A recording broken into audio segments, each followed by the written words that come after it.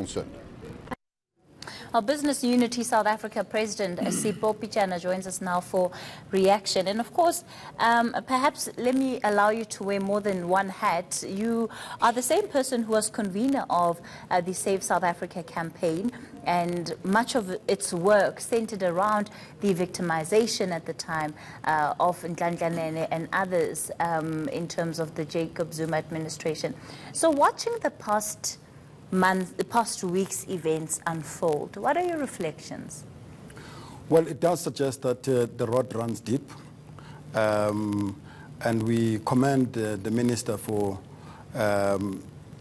picking up the courage and taking advantage of the commission of inquiry that was there, and own up, reversing the falsehood that he pronounced 2 years ago.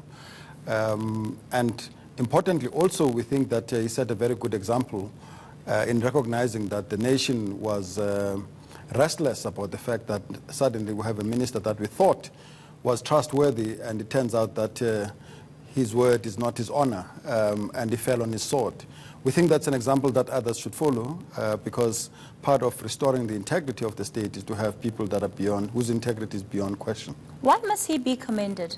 He must be commended for accepting, well, first of all, he must be commended for voluntarily going and testifying at the commission. He also voluntarily lied. Well, he voluntarily lied, for which he must stand condemned for doing so. But the fact of the matter is that he accepted that was an opportunity to put that right. He didn't fully disclose, because more than just acknowledging that he met with the Guptas, the nation is more interested to understand what is it that was discussed there. Were there deals that were concluded? Did he follow through on whatever it is that they had agreed there? All of that cast huge shadow over his integrity and trustworthiness. And I hope that he will use the occasion to disclose that. But more importantly for us, all of us in South African business in particular, are revelations and allegations against PIC. And we must remember that PIC is invested in almost every business that's listed on the stock exchange. So if you have a corrupt PIC, you do not have a body that should play a role on behalf of South Africans and pensioners on whose money they invest, to ensure that there's integrity in the private sector. As you know, we have our own challenges in the private sector in respect of that. It doesn't help to have an entity like that. So as business, we believe that the sooner you have a commission of inquiry that has been talked about around what exactly is going on around the PIC, the better, because we don't believe that the terms of reference of the current commissions that are prevailing meet that. So we need a specific PIC investigation into what is going on there. Let's talk about, part of the disappointment, at least from what the general public debate has shown, is that there's great disappointment because Nhlanhla Nene was seen largely as, one of the people that resisted, the project of state capture. And also this narrative of heroes and villains was very much exacerbated by the work in which civil society organizations had done, in the way that, it was either Zuma was a bad guy and the Guptas are bad people too, and these are the good people. With the benefit of hindsight, do you think that has how do you think that has contributed rather to how we then deal and approach issues today? Well, we never took a view that Zuma was the only problem. We always understood that corruption runs deep and that it manifests in the form of institutional capture. But certainly the campaign was around him. Well, the reason why the campaign was around him is because once you have a president who is overall in charge of the state, corrupted, it's very difficult for those who work for that leader to not be corrupt. So, Nhlanhla Nene would, as he testified there, he was under a lot of pressure from some of Zuma's underlings to do his bidding. It's remarkable that even though he had these several meetings with the Guptas, that he did the country a favor and resisted to sign on the nuclear deal, which even if he signed, by the way, would have taken him to court and had that reversed, because that's not the final word, even if the entire cabinet agreed with that. The fact of the matter is that we always knew that corruption was sponsored by the president, and we said that.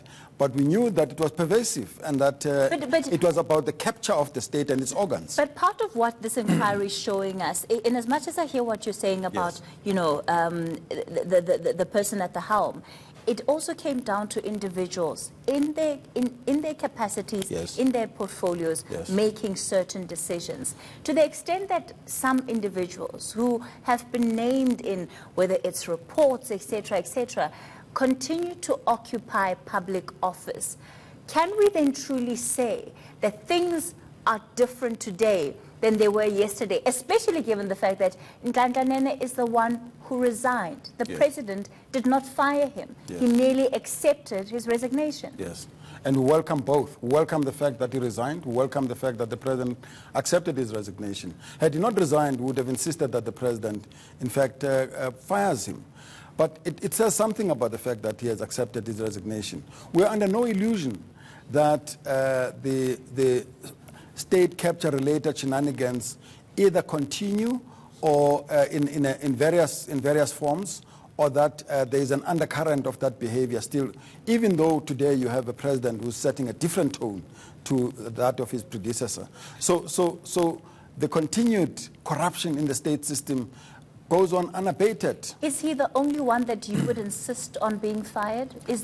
Are there other ministers on that's why that's why we say that others must take the cue in from what is done. Who are those others? They know what they've done. They know who are those others? They know what they've done. Who are the others? Allegations. Who are the others that you would insist on for the president to fire?